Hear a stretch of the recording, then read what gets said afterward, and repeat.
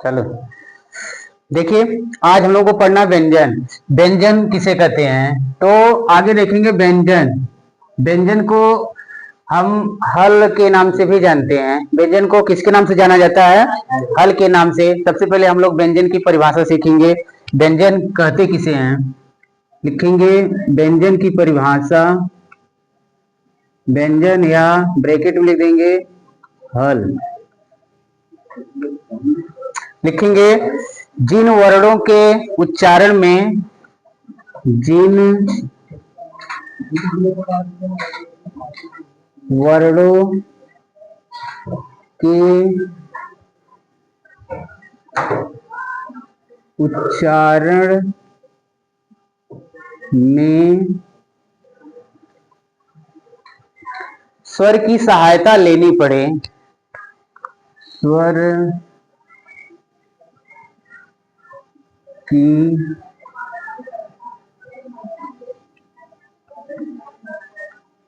सहायता लेनी पड़े उसे व्यंजन या हल कहते हैं।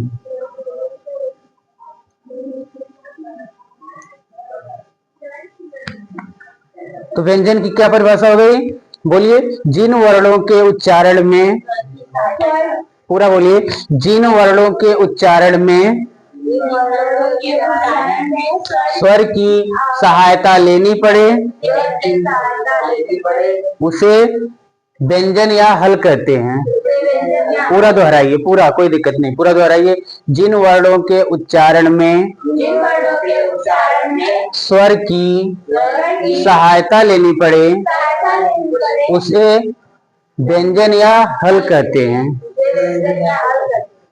अब इसके बाद अब आपको सीखना है कि व्यंजन के प्रकार। व्यंजन के प्रकार अब आपको आगे सीखना है। आप लिखेंगे व्यंजन के प्रकार। लिखेंगे व्यंजन 4 प्रकार के माने गए हैं। 4 प्रकार के माने गए हैं। व्यंजन कितने प्रकार के माने गए हैं? 4 प्रकार के माने गए हैं। नंबर 1 है स्पर्श व्यंजन, स्पर्श। नंबर 2 है आपका अंतस्थ व्यंजन,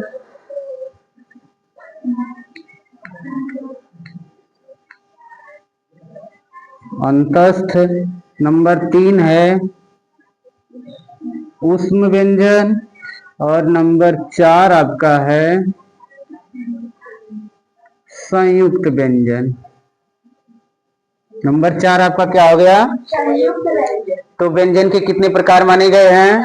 4। नंबर 1 स्पर्श व्यंजन, बोलिए स्पर्श व्यंजन, अंतस्थ व्यंजन, ऊष्म व्यंजन और संयुक्त व्यंजन।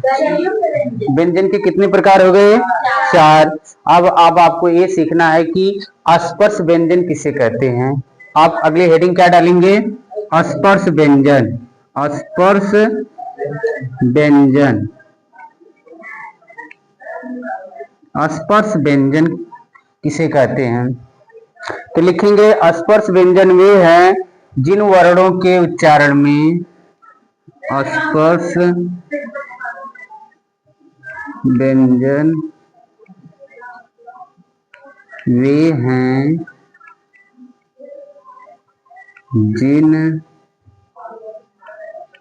वर्णों के उच्चारण में, लिखेंगे स्पर्श व्यंजन वे हैं जिन वर्णों के उच्चारण में मुख के विभिन्न भागों का, मुख के विभिन्न भागों का स्पर्श होता है। ठीक, क्या परिभाषा हो गई? स्पर्श व्यंजन वे हैं, बोलिए, जिन वर्णों के उच्चारण में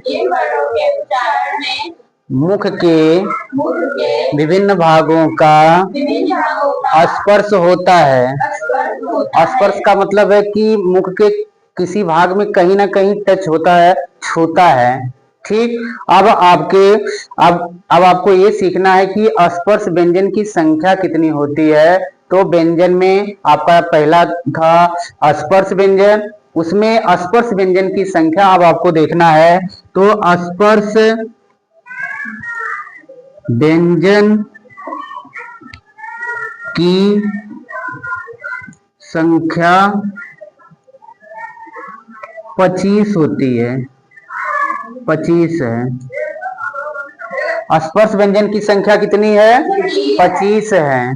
ठीक, अब इसके बाद 25 कौन कौन से हैं? तो आप देखेंगे क से लेकर के मां तक के जो वर्ण होते हैं ये स्पर्श व्यंजन कहे जाते हैं। क से लेकर के मां तक के व्यंजन क्या कहे जाते हैं? स्पर्श व्यंजन कहे जाते हैं। इसको हम ऐसे भी देख सकते हैं। और इसके पहले आपको एक चीज और सीखना है कि वर्ग होते हैं, तो वर्ग कितने होते हैं? 5। वर्ग कितने होते हैं? 5 होते हैं। आपका पहला वर्ग होता है क वर्ग, च वर्ग, त वर्ग, त वर्ग और प वर्ग। आपके 5 वर्ग होते हैं और एक एक वर्ग में 5 संख्या होती है, 5 वर्ण होते हैं। एक वर्ग में कितने वर्ण होते हैं? 5 होते हैं। जैसे क वर्ग में क, ख, ग, घ, अंग।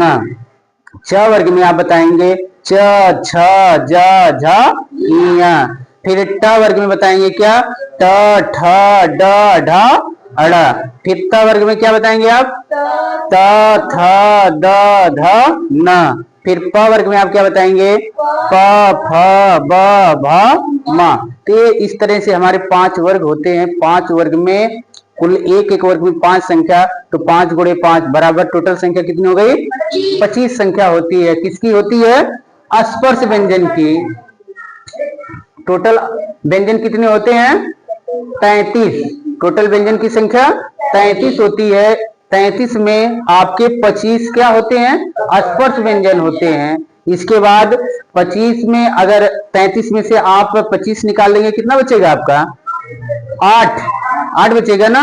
अब आपके 8 में 4 भाग डिवाइड हो जाएंगे। ठीक, अब देखेंगे इसमें आपके 3 बचे हैं। आपको इसमें मेन समझना अंतस्थ और उसमें। अब आगे आपको इसमें वर्ग लिख करके देख लेते हैं एक बार। तो आप लिखेंगे क वर्ग, फिर च वर्ग, फिर ट वर्ग, इसके बाद आपका त वर्ग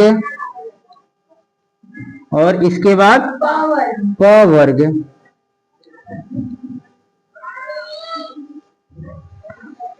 आ रहा कि नहीं देखना। क वर्ग, च वर्ग, ट वर्ग, त वर्ग और प वर्ग। 5 वर्ग हैं। अब इन 5 वर्ग में हमने बताया आपको कि क वर्ग में आपका कितनी संख्या आएगी? 5। लिखेंगे क, ख, ग, घ और अंग। फिर ऐसे लिखेंगे च, छ, ज, झ और इया। फिर ट वर्ग में लिखेंगे ट, ठ, ड, ढ और अड़ा। फिर आपको त वर्ग में लिखना है त, थ, द, ध और न लिखना है। इसके बाद प वर्ग में आपका हो जाएगा प, ह, ब, भ और म। ठीक, ये इस तरह से हमारे 5 वर्ग हो गए। इस तरह से आपके टोटल स्पर्श व्यंजन कितने हो गए? 25। इसके बाद आपको सीखना है उस व्यंजन। इसके बाद आपको क्या सीखना है? उस व्यंजन। उस व्यंजन के लिए हम लोग देखते हैं इसको मिटा करके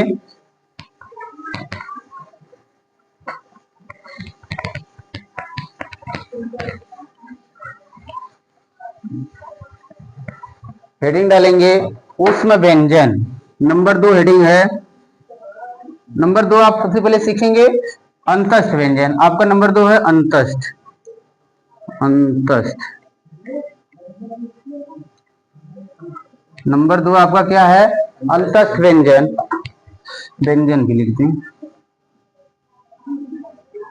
अंतस्थ व्यंजन लिखेंगे। अंतस्थ व्यंजन इनकी संख्या कितनी होती है? 4। इनकी संख्या 4 होती है। इनकी संख्या 4 होती है।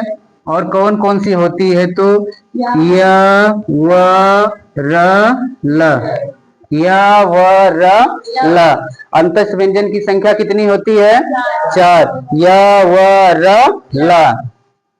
इसके बाद अब आपको सीखना है नंबर 3 ऊष्म व्यंजन। क्या सीखना है? ऊष्म व्यंजन। ऊष्म व्यंजन तो इसको हम लोग सीखेंगे, लिखेंगे ऊष्म व्यंजन वे हैं। ऊष्म व्यंजन वे हैं। ऊष्म व्यंजन वे व्यंजन होते हैं जिन वर्णों के उच्चारण में जिन वर्णों के उच्चारण में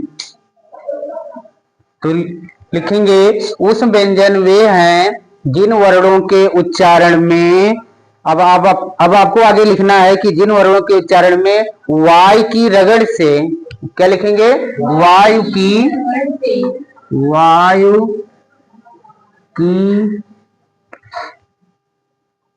रगड़ से ऊष्मा उत्पन्न होती है। क्या होती है? ऊष्मा उत्पन्न होती है।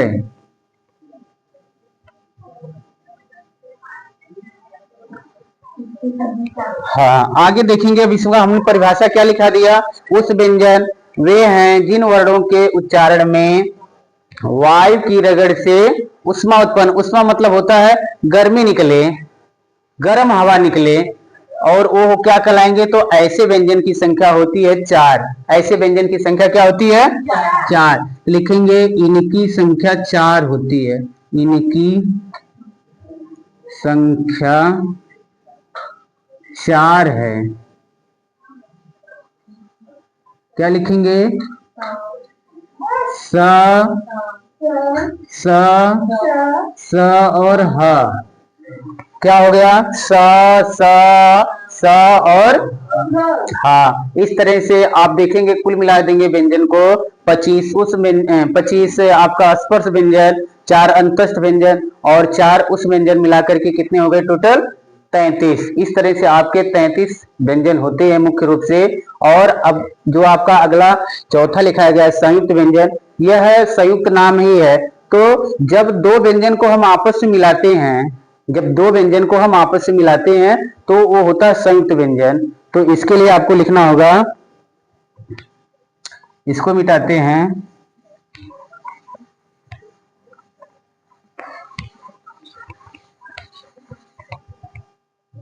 हेडिंग डालेंगे, इसको भी मिटाएंगे। हेडिंग डालेंगे संयुक्त व्यंजन। संयुक्त व्यंजन देखेंगे संयुक्त व्यंजन किसे कहते हैं। तो सबसे पहले देखेंगे संयुक्त व्यंजन किसे कहते हैं। तो दो व्यंजनों के योग से बनने वाले, मतलब दो व्यंजन को अगर हम एक साथ जोड़ें, एक साथ मिलाएं, योग का मतलब होता है जोड़ना मिलाना। दो व्यंजन अगर आपस में जुड़ते हैं, मिलते हैं, तो कह रहा है कि जो इससे जो वर्ण बनते हैं वो संयुक्त व्यंजन कहलाते हैं। तो लिखेंगे दो व्यंजनों के, दो व्यंजन दो व्यंजनों की योग से बनने वाले वर्ण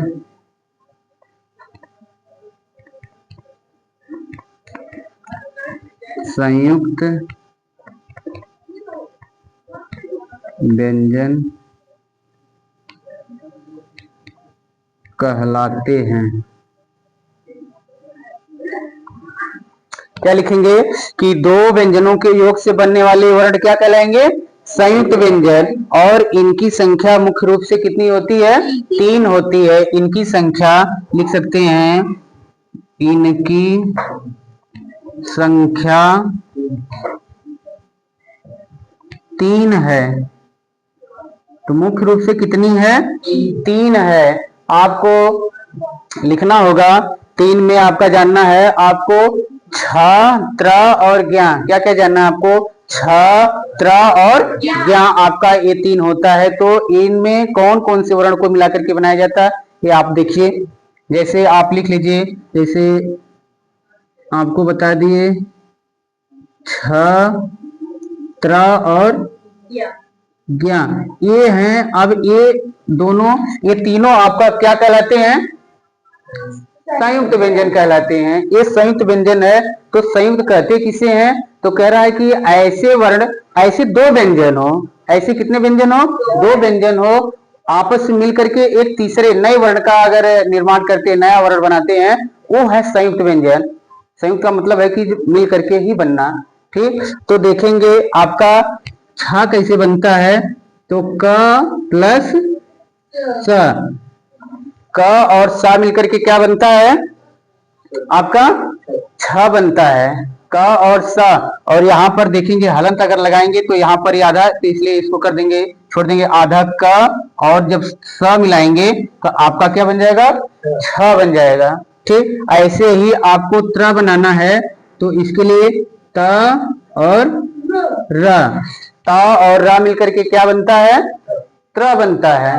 ता और रा मिलकर क्या बनता है? तो ता भी आपका व्यंजन है और रा भी क्या होता है? व्यंजन। तो 2 व्यंजन मिलेंगे तो क्या बनेगा? त्र बनेगा। इस तरह से हमको और क्या सीखना है? अगला ज्ञ। तो आपको देखेंगे ज और इया, ज और इया, ज और इया मिलकर के हमारा क्या बनता है? ज्ञ बनता है। ठीक, ज और इया मिलके क्या बनता है? ज्ञ। तो हमने क्या क्या देख लिया अब तक? व्यंजन की परिभाषा। आज हमने क्या क्या पढ़ लिया? व्यंजन की परिभाषा। तो व्यंजन किसे कहते हैं? तो जिन वर्णों के उच्चारण में हमें स्वर वर्ण की सहायता लेनी पड़े उसे व्यंजन कहते हैं। ठीक, इसके बाद हमने ये सीखा कि व्यंजन के कितने प्रकार होते हैं। तो व्यंजन के 4 प्रकार आपको बताया गया है। नंबर 1 होता है स्पर्श व्यंजन, और नंबर 2 होता है अंतस्थ व्यंजन कहिए, अंतस्थ व्यंजन, और नंबर 3 होता है उस व्यंजन, और नंबर 4 होता है संयुक्त व्यंजन होता है। तो इसके बाद आपको ये सीखना है कि स्पर्श व्यंजन किसे कहते हैं। तो इसके लिए हमने आपको बताया कि स्पर्श व्यंजन वे व्यंजन होते हैं जिन्हें बोलने के लिए हमें हमारे मुख के किसी भाग में कहीं टच हो, कहीं पर स्पर्श करे हमारी जिह्वा, वो होते हैं क्या? स्पर्श व्यंजन कहलाते हैं। तो स्पर्श व्यंजन की संख्या आपको बताया गया कितने होती हैं? 25 होती हैं। इसमें आपको ये भी बताया गया कि क से लेकर के मा तक के जो वर्ण होते हैं ये क्या कहलाते हैं? स्पर्श व्यंजन कहलाते हैं। और इसमें हमने आपको वर्ग को भी बताया कि वर्ग हमारे कितने होते हैं? 5 होते हैं। पहला होता है क वर्ग, च वर्ग, त वर्ग, त वर्ग और प वर्ग। ठीक, अब इसमें हमने आपको ये भी बताया कि क वर्ग में आपके 5 वर्ण होंगे, क ख ग घ अंगा। फिर ऐसे च वर्ग में च छ ज झ इया। फिर ट वर्ग में ट ठ ड ढ अड़ा। फिर त वर्ग में त थ द ध न। फिर प वर्ग में हमने आपको बताया कि प फ ब भ म। इस तरह से आपका ये स्पर्श व्यंजन। इसके बाद हमने देखा अंतस्थ व्यंजन। तो इनकी संख्या 4 होती है। नंबर 1 जैसे य व र ला, ये अंतस्थ व्यंजन कहे जाते हैं। फिर इसके बाद हमने आपको ये बताया कि उस व्यंजन किसे कहते हैं। तो उस व्यंजन करा कि हमारे मुख में जब उच्चारण हम करते हैं तो वहां पर जो वायु निकलती है उसकी रगड़ से एक उष्मा निकलती है, गर्मी निकलती है। तो वो होते हैं, कौन से होते हैं? उष्म कहलाएंगे। उष्म मतलब होता है उष्मा जो उत्पन्न करे। तो ऐसे वर्ण की संख्या कितनी होती है? 4 होती है। तो आपका स और ह ये उष्म वर्ण कहे गए हैं। इसके बाद आपका होता है नंबर जो 4 आपको बताए हैं संयुक्त व्यंजन। तो संयुक्त व्यंजन में हमने आपको लिखा दिया कि जब दो व्यंजन का योग किया जाए, अर्थात दो व्यंजन के योग से जो बनने वाले वर्ण होते हैं वो क्या कहलाते हैं? संयुक्त व्यंजन कहलाते हैं। और इनकी संख्या आपकी लगभग 3 है, जैसे छ, त्र और ज्ञा। तो छ बनता है क, आपको का लगा देंगे हलंत का और स को मिलाएंगे तो आपका छ बनेगा। ता और र मिलाएंगे त्र बनेगा। ज और इया से आपका ज्ञा बनता है। तो आज हम लोग इतना पढ़ेंगे।